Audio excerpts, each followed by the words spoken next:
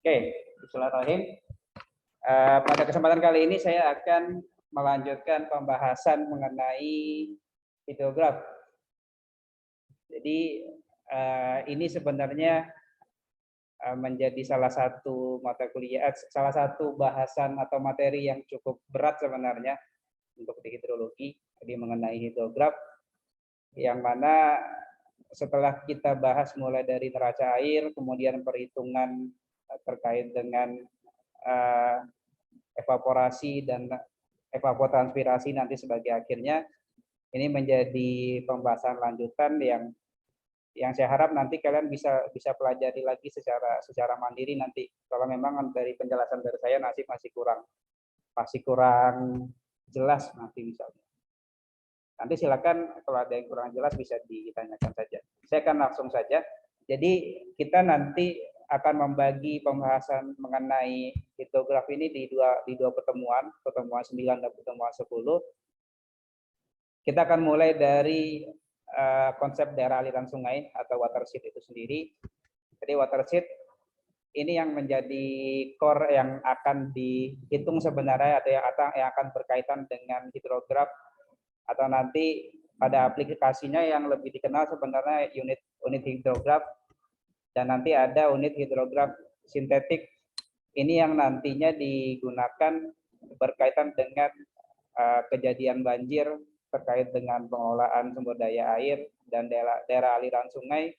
Nanti banyak menggunakan perhitungan ini nantinya, atau hidrograf sintetik.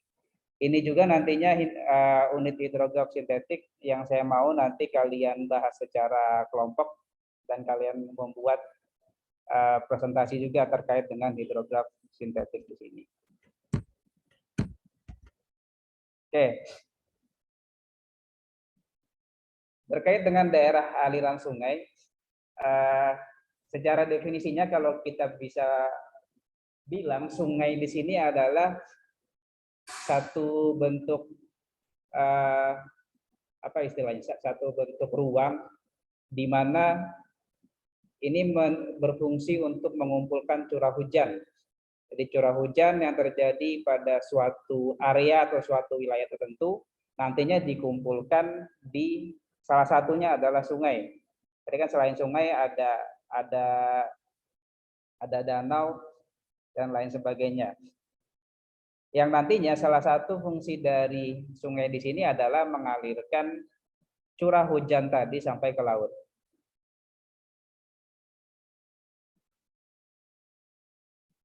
Jadi memang dari definisi ini yang bisa dikatakan bisa jadi memang ada sungai yang dia terbentuk ketika adanya curah hujan saja. Nah, karena bedanya kan kalau di Indonesia kita dengan wilayah atau negara tropis dengan curah hujan yang tinggi, sungai kita pasti akan selalu terisi kan ya, akan selalu ada airnya di sungai kita. Jadi berbeda dengan beberapa wilayah yang iklimnya berbeda, memang sungainya itu hanya terjadi ketika musim hujannya datang saja dia. Nah, nantinya yang dikatakan sebagai daerah pengaliran sebuah sungai atau daerah aliran sungai adalah daerah tempat presipitasi mengkonsentrasi ke sungai. Luas daerahnya nanti diperkirakan dengan pengukuran daerah pada peta topografi. Jadi nanti akan saya tunjukkan gambar daerah aliran sungai. Jadi daerah aliran sungai bukan kita melihat satu wilayah dalam konteks dia wilayah yang datar, tapi kita melihatnya secara topografinya. Ada beda ketinggian di satu wilayah. Jadi misalnya daerah aliran sungai di wilayah Kuranji misalnya dibandingkan dengan yang di wilayah Padang Timur, secara topografi dia berbeda. Maka nanti dari sisi struktur atau karakteristik dari daerah sungai yang berbeda. Tapi memang bisa jadi mulai dari Kuranji sampai dengan ke Padang Timur bisa jadi mereka di satu wilayah daerah aliran sungai. Tapi kan ada batasan-batasannya. Kemudian kalau kalian nanti melihat beberapa literatur yang berasal dari luar, daerah aliran sungai itu juga diartikan sebagai watershed, di mana watershed di sini akan berkaitan dengan hidrograf. Jadi watershed ini menjadi satu unit dasar pada sebagian besar perhitungan hidrologi yang terkait dengan neraca air ataupun komputasi hujan, air larian, dan kehilangan lainnya.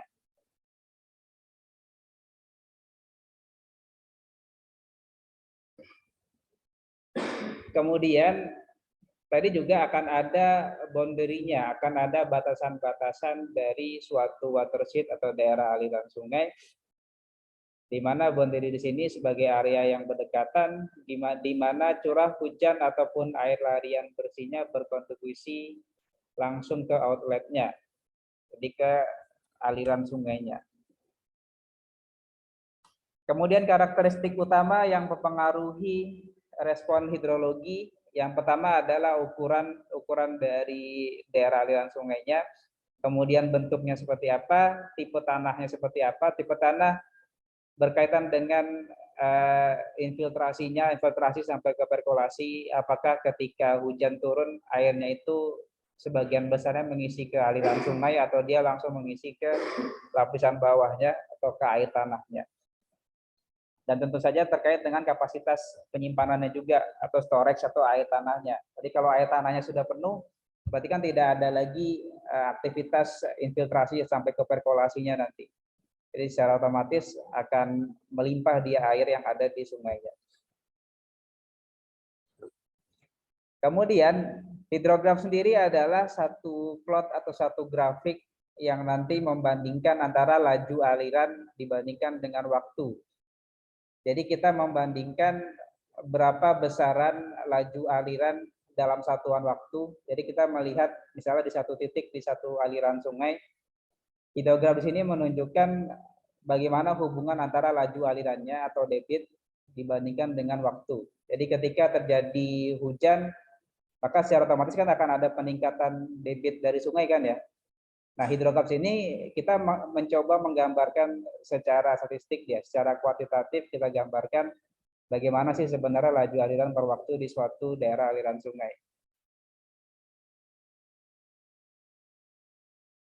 Kemudian sebagai gambaran dari satu lingkup atau satu batasan suatu watershed, jadi sebagai gambaran bisa dilihat melalui gambar ini, di mana garis-garis yang putih di sini ini sebagai aliran sungainya, yang karakteristiknya akan berbeda-beda tergantung dengan bagaimana topografi di wilayah tersebut. Dan di sini kita bisa mengelompokkan beberapa sub-sub daerah aliran sungai yang nanti berkaitan dengan pengelolaan dan berkaitan juga dengan karakteristik dan curah hujannya. Karena curah hujannya nanti akan sangat berbeda ketika topografinya juga berbeda. Jadi kecenderungannya ketika di tempat yang topografinya tinggi atau dari ketinggiannya dia lebih tinggi, dia akan berpotensi lebih sering dia kejadian hujannya dibandingkan dengan yang lebih rata posisi daratannya. Kemudian macam-macam dari daerah atau bentuk daerah pengaliran ini secara umumnya. Jadi yang pertama yang digambar 81 di sini, ini yang berbentuk bulu burung, sedangkan yang digambar 82 ini gambar daerah pengaliran yang menyebar, sedangkan yang ini yang sejajar. Mungkin kalau kalian mau coba lihat, kalian lihat bagaimana daerah pengaliran di Sumatera Barat, di Sumbar, khususnya di Kota Padang, apa bentuknya kira-kira? Bentuk seperti apa dia? Ada yang pernah lihat nggak di Google Maps? Ada enggak yang pernah kalian kepo lihat, dihidupkan yang topografinya terus kalian lihat bagaimana lajunya? Dari mana kalau di Sumbar ini dari mana mata airnya? Dari gunung apa? Yang sampai ke ujung ke tepi laut sini. Ada yang pernah lihat enggak? Enggak pernah ada yang gitu ya, penasaran kalian ya. Coba nanti setelah ini kalian lihat seperti apa dia. Seperti apa bentuk alur dari si daerah pengalirannya atau daerah aliran sungainya. Kemudian untuk menghitung koefisien corak dari satu aliran sungai, kita cukup menggunakan persamaan di sini dengan melihat berapa luas daerahnya dibagi dengan pangkat 2 dari panjang sungai utama. Jadi panjang sungai utamanya ini kalau kalian perhatikan di sini, yang paling mudah dilihat yang di bulu burung ini, sungai utamanya adalah yang ini, mulai dari bagian hulunya di sini sampai terus ke bagian hilir. Berapa panjangnya, yang nanti dihitung dulu berapa luasan. Jadi luasannya yang ini nanti ya, luasan daerah pengalirannya dibagi dengan berapa panjang sungai utamanya. Kemudian di suatu daerah aliran sungai kita juga bisa menghitung kerapatan sungai. Jadi dengan mencoba mengakumulasi berapa panjang sungai utamanya, kemudian ditambah dengan berapa jumlah anak sungainya. Anak sungai mulai dari bagian hulu sampai dengan hilir, dibagi dengan luas daerah pengaliran. Kemudian kita masuk ke unit hidrograf. Jadi hidrograf di sini merupakan suatu respon daerah aliran sungai terhadap input curah hujan. Seperti yang saya bilang tadi. Di mana nanti hidrograf itu menggambarkan berapa nilai runoff permukaan. Runoff tahu kan ya? Runoff apa? Air larian. Jadi air yang ketika terjadi hujan, apa yang terjadi dengan air itu ketika dia sampai ke permukaan tanah? Hanya ada 3 setidaknya kan. Yang pertama kan ada intersepsi, jadi dia tertahan, apakah itu di daun, apakah itu di batu, dan lain sebagainya, permukaan yang datar, atau di sungai, atau di danau, dan lain sebagainya. Yang kedua, dia mengalami infiltrasi kan ya. Infiltrasi itu ketika dia sampai ke permukaan tanah, karena karakteristik atau sifat fisik dari tanahnya, permukaan tanah dia masuk ke dalam tanah. Yang ketiga adalah dia mengalami runoff tadi. Jadi karena infiltrasinya sudah tidak ada, sudah mendekati nol, maka nanti airnya akan terbentuk menjadi air larian. Yang kalian lihat mungkin di beberapa lokasi pembangunan ada air yang tanah kuning-kuning aja tuh dia itu nanti masuk ke air larian juga dia. Itulah kenapa beberapa sungai di Sumbar ini sudah sangat jelas ketika hujan deras di bagian hulu sudah mulai keruh lagi di sini kan ya. Nah, itu menjadi salah satu indikator kalau air lariannya sudah tinggi karena meningkatkan kekeruhan di sungai ketika hujan.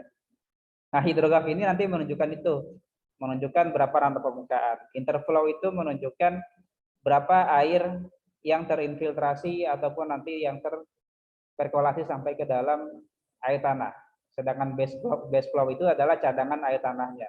Cadangan air tanah atau tinggi muka air tanah itu sampai ke ketinggian berapa, itu yang menjadi dasar yang nantinya akan berkaitan kan, base flow-nya berapa, interflow-nya berapa, runoff-nya seperti apa, itu nanti akan saling berkaitan. Nah, dari hidrograf ini akan menunjukkan yang menggambarkan pada suatu daerah aliran sungai apakah masih tinggi misalnya interflow-nya atau justru yang runoff permukaannya tinggi. Karena ketika runoff permukaan tinggi berarti kan debit air sungainya akan tinggi juga nantinya kan ya. Jadi sederhananya itu nanti. Itulah kenapa hidrograf ini menjadi salah satu faktor penting juga atau parameter penting juga nantinya. Kemudian ketika kita melihat di hidrograf terjadi 2 curah hujan yang berbeda, maka nanti hidrografnya bisa jadi juga akan berbeda. Karena kan tadi ada kapasitas dari base flow-nya, ada kapasitas dari masing-masing interflow-nya, sehingga bisa jadi ketika curah hujannya A, mungkin runoff-nya tidak sebesar ketika curah hujannya B. Kemudian ketika curah hujannya sama, tapi karakteristik dari gasnya berbeda, maka hidrografnya juga nanti akan berbeda pula. Karena bergantung tadi interval sama base flow-nya kan ya, bagaimana karakteristik dari daerah aliran sungainya.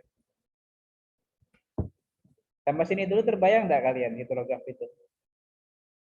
Jadi minimal sedikit bisa membayangkan lah.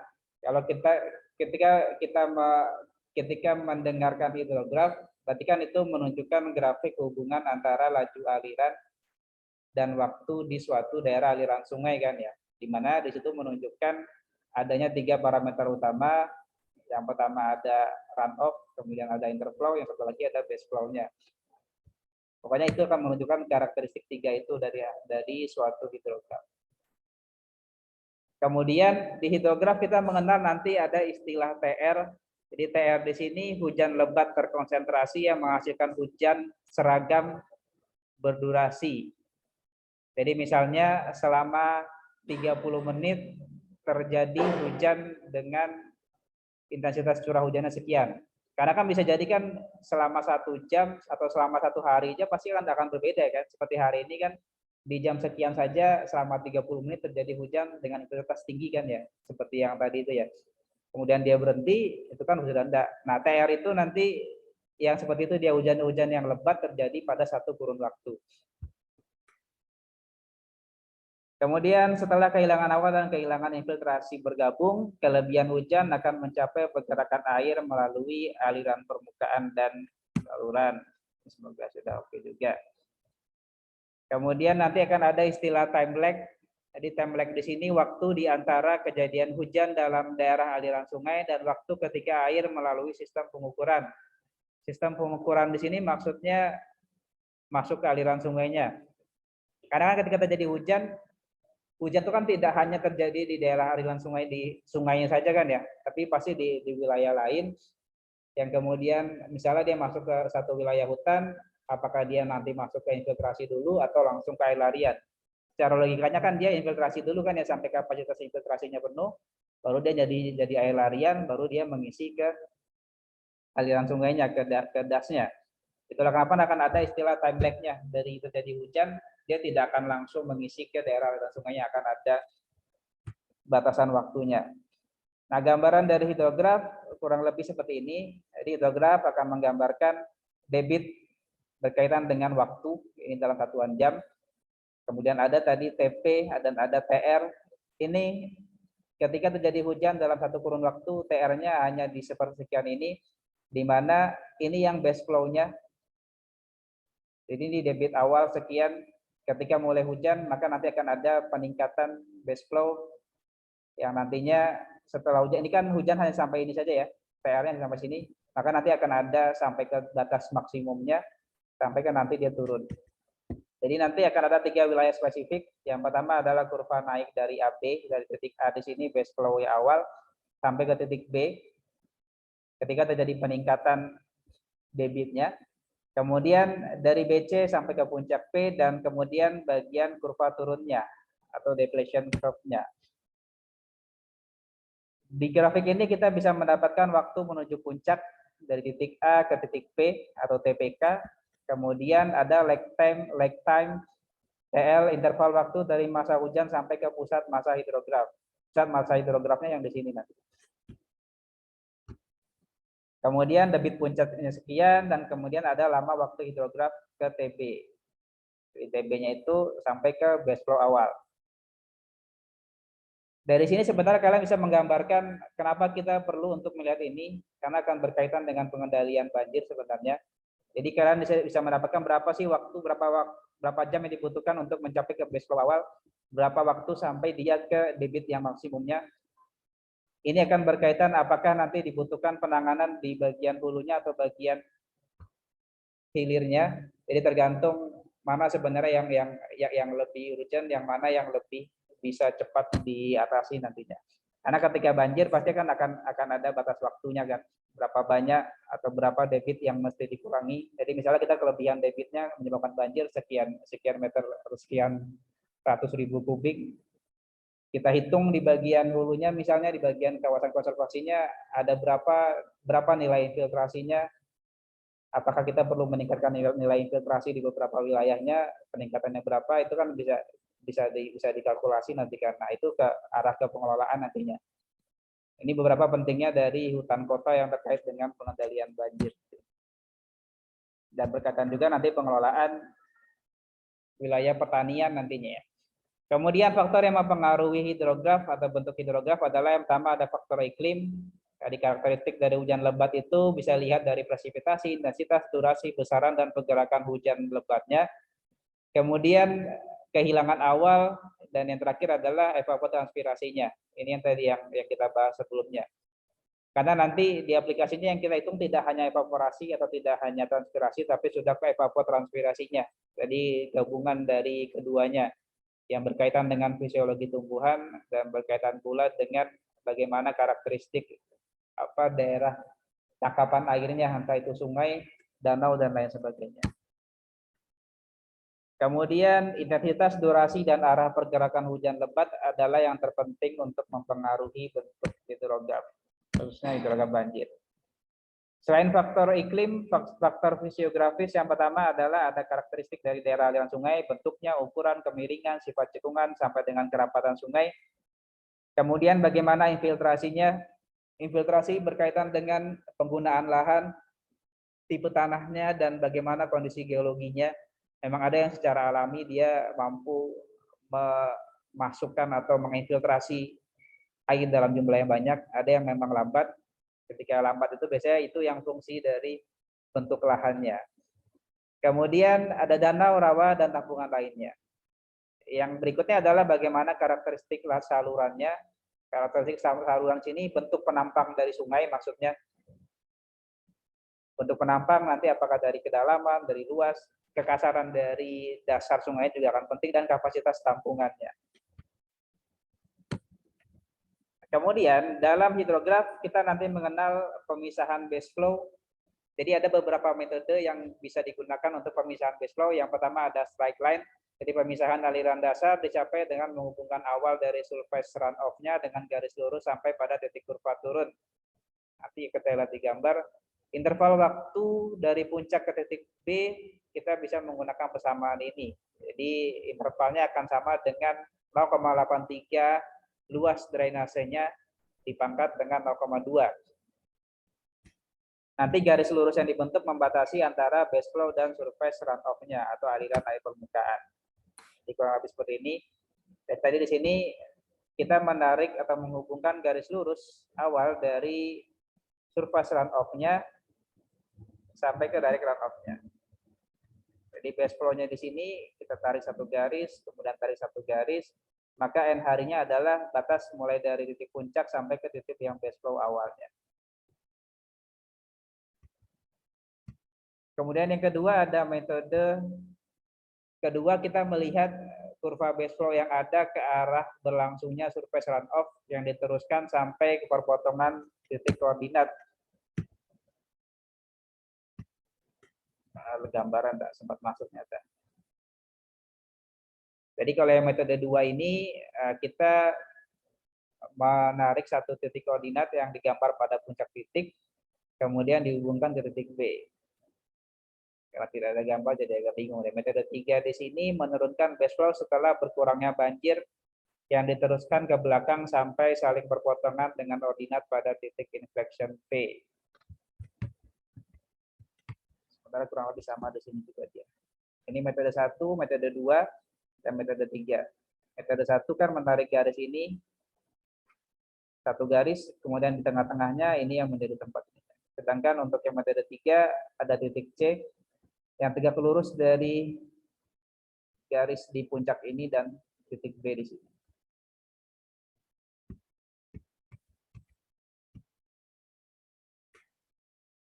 Kemudian ini gambaran lain terkait dengan hidrograf. Jadi bagaimana debit di debit mungkin kemarin sudah kita bahas ya, kalau ada yang menggunakan istilah satuannya CFS untuk debit stream flow, sedangkan ini satuan waktu. Ini base flow-nya yang merah ya, base flow ini yang merah, sedangkan ini laju air lariannya. Sampai sini dulu kira-kira ada yang mau bertanya enggak? Kita sampai jam 5 saja ya.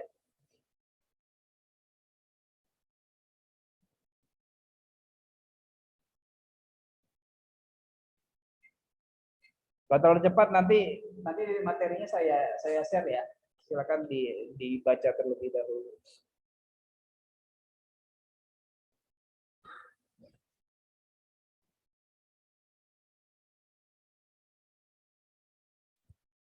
Tidak ada ya, lanjut lagi. Kemudian kita masuk ke curah hujan efektif. Jadi kita ada mengenal istilah hitograf hujan lebat dikurangi initial loss dan infiltrasi, ini yang nantinya dikatakan sebagai ERH atau effective rainfall hitograph atau hitograph of rainfall excess atau supra rainfall. Rainfall excess ini yang ditunjukkan pada gambar di sini. Jadi intensitas hujan dibandingkan dengan waktu, maka ini yang kehilangan yang dikatakan sebagai hitografnya rainfall excess. Jadi dari air hujan berapa yang nantinya terbuang istilahnya. Nantinya DRH ataupun ERH mewakili kuantitas total yang sama tetapi dalam unit yang berbeda. ERH di sini selalu dalam sentimeter per jam yang nantinya diplot ke dalam waktu. Luas dari ERH sendiri dikalikan dengan luas daerah aliran sungai, kita akan bisa mendapatkan berapa volume total direct runoff-nya, yang mana akan sama dengan luas DRH. Kita masuk ke satu-satu soal terlebih dahulu. Jadi ini diketahui curah hujan dengan kedalamannya 3,8 dan 2,8 terjadi selama 4 jam berturut-turut pada daerah aliran sungai dengan luasnya 27 km persegi. Dihasilkan hidrograf debit pada outlet dasnya. Kita akan coba estimasi kelebihan hujan dan indeksnya. Waktu dari mulainya, kemudian debitnya di sini seperti ini. Jadi mulai dari 6, kemudian terjadi peningkatan 5, 13, 16, kemudian terjadi penurunan dari puncaknya di 16 di waktu ke 12 jam. Sampai ke sini nanti kembali ke baseline-nya. Baseline-nya di sini ya, di menit pertama 5 di 48 jam. Simpel seperti itu nanti. Dari data tadi kita plot, kemudian nanti saya perlihatkan gambarnya. Terlihat bahwa hidrograf banjir ini mempunyai komponen base flow. Kemudian kita gunakan metode garis lurus untuk pemisahan base flow dengan persamaan ini. Tadi N-nya 0,83, 27 ini luas daerah aliran sungainya tadi ya. Kita konversi ke jam, 38,5 jam. Jadi ini satuannya hari. Kemudian kita lihat dari inspeksinya DRH akan mulai pada T-nya 0. Jadi pada waktunya 0 tadi. Yang baseline-nya di 5 tadi. Kemudian puncaknya pada 12 jam yang berakhir pada 48 jam. Sehingga nanti kita bisa memberikan nilai N-nya itu 48 dikurang 12. Sama dengan 36 jam. Jadi karena N-nya di sini 36 jam, maka nanti yang akan kita pakai adalah 36 jam. Maka nanti bisa diasumsikan berada di titik, nanti base flow-nya nanti mulai dari titik di detik ke 0 sampai dengan 48 jam. Nah, gambar grafiknya kurang lebih seperti ini. Tadi ada dua intensitas hujannya tadi kan ya. Ada yang 3,26 selama 4 jam, kemudian 4 jam berikutnya ada 2,26. Jadi masing-masing ini, kemudian tadi di sini base flow-nya 5 kan ya. Base flow 5, kemudian terjadi hujan. Nah, nanti dari melakukan perhitungan kita bisa mendapatkan direct runoff-nya. Jadi dari 9 base flow-nya di sini di 5, direct runoff-nya 5,02. Kemudian rainfall excess dan indeks ini yang kita hitung awal itu sebenarnya rainfall excess-nya sehingga kita dapatkan nilai indeksnya nanti. Perhitungannya ada kalau nggak salah. Nah, pemisahan base flow metode garis lurus akan memberikan konstansa 5 ini sebagai base flow-nya. Jadi yang garis lurus kita hanya menarik ini saja ya, dari titik base flow awal ke base flow akhir, kita tarik garis lurus, maka kita mendapatkan berapa debit base flow-nya. Di sini base flow-nya adalah 5 meter kubik per detik. Kemudian kita menghitung nilai volume DRH, sehingga nanti didapatkan volume DRH-nya sekian. Ini yang akan sama dengan nilai direct runoff total akibat hujan lebat. Jadi berapa runoff yang terbentuk ketika hujan lebat terjadi di 8 jam tadi, angkanya adalah sekian. Kemudian kedalaman dari runoff akan sama dengan volume runoff dibagi dengan luas das akan sama dengan kedalaman DRH. Jadi nilai dari volume DRH dibagi dengan berapa luas dari daerah aliran sungainya. Kita dapatkan sekian kedalamannya. Kemudian curah hujan ada 2 tadi, 3,8 dan 2,8 total jadi 6,6 cm, sedangkan durasinya adalah 8 jam. Nilai dari indeks terlebih dahulu kita hitung. Yang pertama adalah curah hujan totalnya berapa, dikurang dengan kedalaman runoff, dibagi dengan durasinya 8 jam. Jadi 0,135. Dari sini kita akan mendapatkan nilai ekses rain-nya tadi ya. Berapa kelebihan hujannya. Sampai sini saja mungkin yang saya bahas. Jadi dari data soal tadi, jadi kita bisa mendapatkan yang pertama itu dari grafiknya dulu kita buatkan ya. Kita buat grafiknya dari data sehingga akan dibentuk grafik seperti ini. Kemudian untuk metode pemisahan base flow ini kita untuk menghitung berapa base flow-nya. Yang paling sederhana tadi kan kita menarik satu garis lurus dari base flow awal sampai ke base flow di sini. Sehingga di sini kita asumsikan sampai dengan 5 saja, 5 meter kubik per detik base flow-nya. Dari situ kita bisa menghitung direct runoff-nya, dari direct runoff kita bisa menghitung nilai indeks yang nantinya dari indeks ini kita bisa mendapatkan rainfall excess-nya atau 5,52 cm. Dari total curah hujan, kedalaman curah hujannya itu 6,6, ternyata yang excess-nya tadi adalah 5,52 rainfall excess-nya. Jadi hujan yang dia tidak masuk ke dalam base flow-nya. Yang istilahnya yang dikatakan hujan itu terbuang dia, yang mengisi ke daerah aliran sungai. Kurang lebih sampai situ saja mungkin yang bisa kita bahas. Ada yang mau tanya enggak? Kita cepat saja. Ada?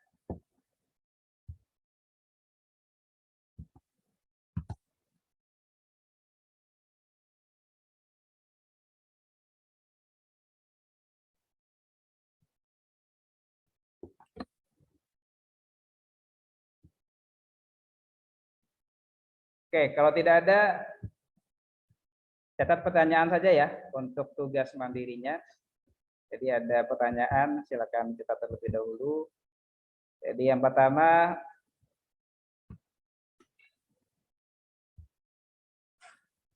jelaskan definisi dari daerah aliran sungai. Soal pertama, jelaskan definisi dari daerah aliran sungai.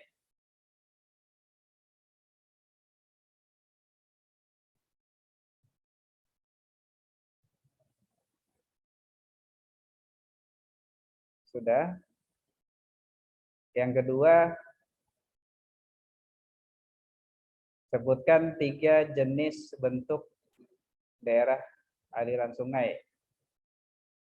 Ada 3 bentuk daerah aliran sungai, sebutkan ketiga bentuk daerah aliran sungai tersebut.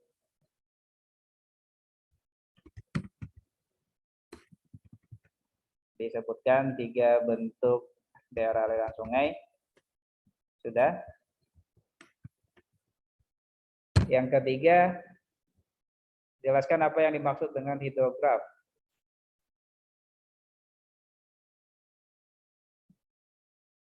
Ketiga, jelaskan apa yang dimaksud dengan hidrograf. Itu saja mungkin. Setelah ini silakan kalau mau pulang atau mau coba dikerjakan terlebih dahulu. Tapi mungkin kelas ini akan dipakai ya setelah ini ya. Jadi silakan kalau mau dikerjakan dulu kerjakan. Kalau nanti silakan juga. Tapi yang jelas setelah ini silakan bisa dilanjutkan pengerjaan tugas mandirinya.